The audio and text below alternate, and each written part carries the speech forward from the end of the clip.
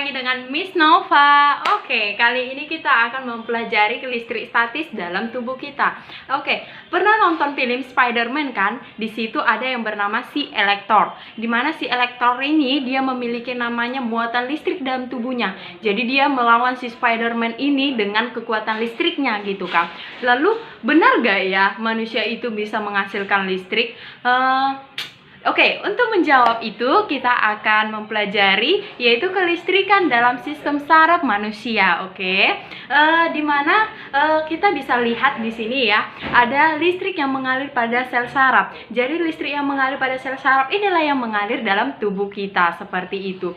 Jadi sel saraf itu bisa kita lihat, kita analogikan dengan sebuah kabel, yang mana kabel itu dilapisi oleh karet dari luarnya dan di dalam ada tembaga.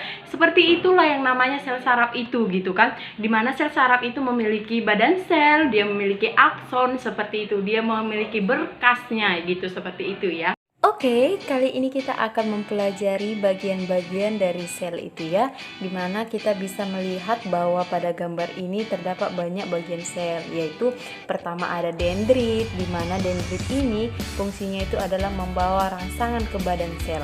Kemudian rangsangan ini diteruskan dalam bentuk impuls dari dendrit ke akson oleh badan sel seperti itu. Ada nukleus yang menyimpan informasi genetiknya seperti itu ya. Kemudian kita ada lihat nodus Ranvier, di mana ini tempat untuk tarik menarik muatan listrik di membran sel saraf tersebut. Kemudian dia ada yang namanya akson atau neurit. Ini adalah meneruskan dari badan sel saraf ke saraf lainnya, di mana akson ini bisa kita lihat dia seperti kabel ya, kabel tembaga pada kabel itu, di mana dia menghubungkan nukleus dengan sinapsisnya. Kemudian akson ini dianya ini di akson ini terdapat gelembung-gelembung ini disebut selubung myelin yang mempercepat impuls saraf dengan membantu terjadinya loncatan muatan. Kemudian di sini ada yang namanya sinapsis, yaitu penghubung antara neuron yang satu dengan neuron yang lainnya seperti itu. Oke. Dan di sini bisa kita lihat ada ini semua adalah bagian dari akson, seperti itu, bagian dari sarafnya ya, akson tadi tersebut. Ya, di akson ini kalau diperbesar dianya, kita bisa lihat ada bagian luar dan bagian dalam.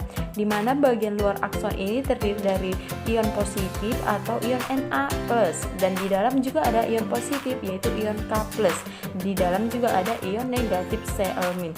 Dan saat ini kita hanya membahas Na+ dengan K+, karena ion inilah yang berperan dalam perambatan impuls tersebut ya. Kita bisa lihat di sini. Oke, ini adalah salah satu simulasi bagaimana rangsangan itu bisa diteruskan ke saraf begitu dianya. Oke, kita di sini bisa lihat ada sodium ion atau Na+, ada potasium ion atau K+. Di sini juga ada sodium gate, itu artinya saluran dari sodium atau saluran Na+. Ada potasium gate, itu adalah saluran dari K+-nya tersebut dianya ya. Kita bisa lihat bahwa ada dua saluran sodium, yaitu warna orange dan warna merah. Kita bisa lihat di mana sodium gate itu merupakan saluran natrium, di mana dia akan terbuka jika ada perbedaan konsentrasi ion gitu. Kalau dia potasium gate itu dia adalah saluran dari ion K positif dan terbuka ketika ada perbedaan konsentrasi ion juga. Tapi kalau dia sodium lux itu dianya adalah saluran natrium atau Na+ itu yang terbuka jika ada rangsangan dari luar. Kita lihat bahwa ketika rangsangan mengenai saraf begitu kan, maka saluran mekanik natrium itu terbuka.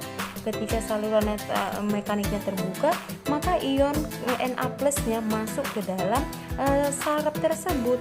Terjadilah perubahan konsentrasi. Karena adanya perubahan konsentrasi, maka saluran natrium yang satu lagi yaitu sodium gate-nya itu dia menjadi terbuka.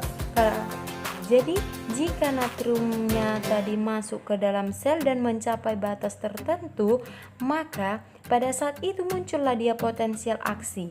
Apa itu potensial aksi? Potensial aksi itu adalah aliran-aliran ion pada membran sel saraf. Dan aliran inilah yang menyebabkan terjadinya perambatan impuls.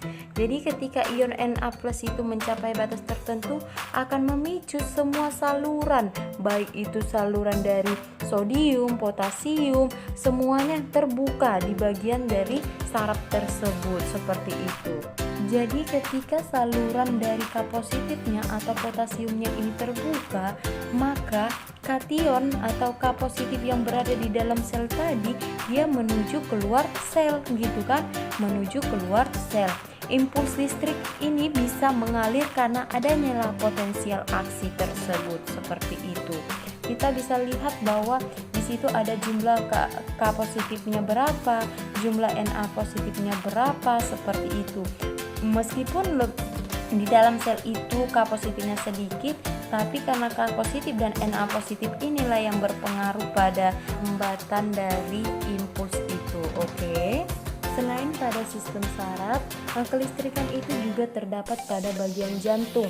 Contohnya itu dia pada proses pengaliran darah kotor di jantung tersebut ya, dimana darah kotor itu mengalir ke serambi kiri. Kemudian dari serambi kiri dia menuju bilik kanan. Dari bilik kanan dia mengalir pada paru-paru. Setelah dari paru-paru dia mengalir ke serambi kiri. Kemudian dari serambi kiri menuju bilik kiri, kemudian dari bilik kiri menuju aorta, dan dari aorta dialirkanlah ke seluruh tubuh selain dia jantung. Oke, semua proses ini terjadi karena adanya sistem listrik pada jantung tersebut. Jadi listrik ini sangat berpengaruh pada kinerja dari organ-organ tubuh kita. Contohnya tadi yaitu pada sistem saraf ya gitu kan, bagaimana saraf itu memberikan yang namanya rangsangan, memberikan efek dari adanya sentuhan dari luar begitu kan, kinerja otak gitu. Terjadi ketika kita merasa ada sesuatu yang bau kemudian kita langsung menutup hidung, itu kan karena otak yang memerintahkan kita. Otak dapat bekerja karena ada apa tadi? Potensial aksi, adanya pemindahan dari muatan-muatan ion-ion seperti itu kan dianya. Oke, kita lanjutkan lagi. Selain pada manusia, listrik itu juga terdapat pada hewan. Contohnya itu ada beberapa di sini yang hewan-hewan yang mengandung listrik. Contohnya itu ada ikan belalai gajah, ikan pari listrik, ikan belut listrik, hiu kepala martil, dan echidna. Jadi hewan-hewan ini mengandung listrik. Contohnya itu belut listrik ini mengandung listrik yang sangat besar yang bisa menyengat manusia. Terima kasih telah menonton video ini. Miss harap kalian mengerti dan lebih mengerti lagi mengenai listrik statis. Jadi kalian harus pahami ya benar-benar bahwa manusia bisa menghasilkan listrik statis namun tegangannya tidak besar. Oke, dadah.